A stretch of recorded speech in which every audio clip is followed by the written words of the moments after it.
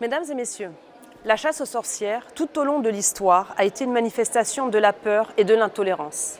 Il est crucial de se rappeler que la diversité d'idées et de croyances est essentielle pour une société équilibrée. Plutôt que de succomber à la suspicion, encourageons le dialogue et la compréhension mutuelle. En 2023, bien que la chasse aux sorcières au sens historique soit révolue, il est crucial de rester vigilant face à toute forme de discrimination, d'intolérance ou de persécution. Encourageons le respect des droits fondamentaux, la diversité et l'inclusion, en veillant à ce que la société reste ouverte au dialogue plutôt qu'à la stigmatisation.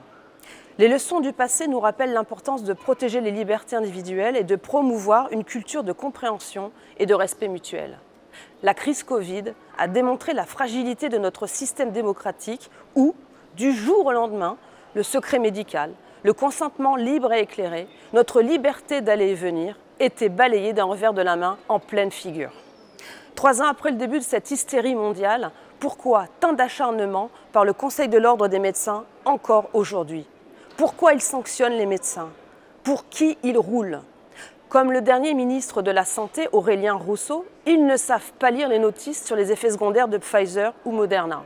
Ils ne savent pas lire le rapport de la Cour des comptes de l'Union européenne qui déclare que normalement le développement d'un vaccin concluant prend entre 10 et 15 ans et que la mise sur le marché de ces nouveaux vaccins contre le Covid a été faite en 9 mois après que l'OMS eut qualifié l'épidémie de coronavirus de pandémie. 9 mois. Ils ne savent pas lire les rapports quotidiens de pharmacovigilance ou de vigilance qui relèvent des millions de cas d'effets secondaires. Ils ne savent pas lire les communiqués de la Commission européenne qui demandent à Pfizer d'intégrer les myocardites et péricardites dans leur résumé des caractéristiques du produit. La médecine et la liberté sont 2 concepts interconnectés dans une société équilibrée.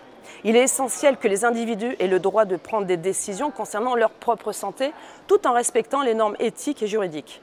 Une approche éclairée de la médecine respecte le consentement éclairé et garantit l'accès à des soins de qualité tout en préservant la liberté individuelle. Trouver le juste équilibre entre ces 2 aspects contribue à une société en bonne santé, respectueuse des droits fondamentaux.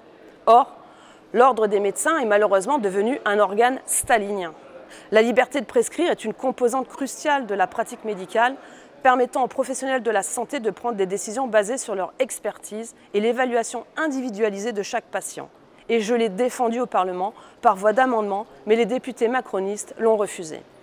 En 2021, 1700 professionnels de santé libéraux ont fait l'objet d'une interdiction d'exercer par l'ARS pour non-respect de l'obligation vaccinale. Voici la liste des professeurs, des médecins, bref, de tous les pourchassés par ce gouvernement qui s'assoit sur l'état de droit. Cette liste est, je l'indique, bien sûr non exhaustive. Le professeur Didier Raoult, le professeur Christian Perron, le professeur Henri Joyeux, le médecin Louis Fouché, le médecin Stéphane Gaillet, le médecin Denis Agré, le médecin Natacha Tchenkov, le médecin Michel Rochois, le médecin belge Laurence Kaiser, le député et médecin psychiatre Martine Vonner, le sénateur et médecin radiologue Alain Houpert, le pharmacien Amine Ulil. Maintenant que Jean-François Delfraissy, professeur de médecine et ancien président du conseil scientifique, qui conseillait le gouvernement dans sa prise de décision lors de la crise Covid, aujourd'hui exprime de très grands regrets et surtout des incertitudes. Sera-t-il lui aussi mis au bûcher comme ses anciens collègues? Cette police politique n'a rien à faire dans le domaine de la santé. Nous devons faire confiance à nos médecins, à nos chercheurs. Depuis quand nos médecins sont une menace interne pour la sécurité de l'État? Peut-être pour Big Pharma. La santé est un secteur dévoué aux autres, la vocation d'une vie, mais qui a été massacré depuis plus de 20 ans par les différents gouvernements.